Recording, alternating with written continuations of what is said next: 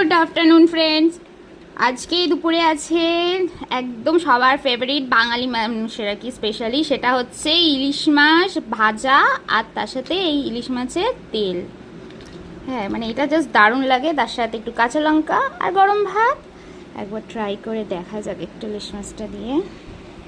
যদিও আমি ইলিশ মাছ খাই না, আমি ভালোবাসি না, কারণ ইলিশ মাছে প্রচুর কাঁটা থাকে সেই কারণে। কিন্তু এই ইলিশ মাছের তেলটা দিয়ে আর কাঁচা লঙ্কা দিয়ে ভাতটা মাখতে ভালো লাগে আর খেতেও ভালো লাগে। মাছটা খাবো না, মাছটা মা খেয়ে নেবে। আর আমার জন্য আছে তার জন্য কাতলা মাছের কালিয়া, আমি এটাই খাবো। আবার আমার ভাইয়ের জন্য আছে সোয়াবিন। মানে তিনজনের জন্য তিন রকমের আলাদা আলাদা আইটেম আর কি রান্না হয়েছে। আজকে আর সর্ষে ইলিশ করা হয়নি, ওটা আবার নেক্সট দিন আরেকদিন করা হবে, কারণ একসাথে এতগুলো করার কোনো দরকার নেই। তোমাদের কার কার ভালো লাগে ইলিশ মাছ? নিশ্চয়ই সবারই ভালো লাগে, একমাত্র আমি ব্যতিক্রম মানুষ যার কিনা ইলিশ মাছ খেতে একদমই ভালো লাগে না, কারণ এত কাটা থাকে।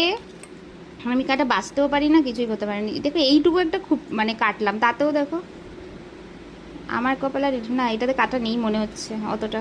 না এই তো কাটা, ওরে বাবারে। থাক ভাই, ইলিশ মাছ আমার কপালে থাক। টাটা।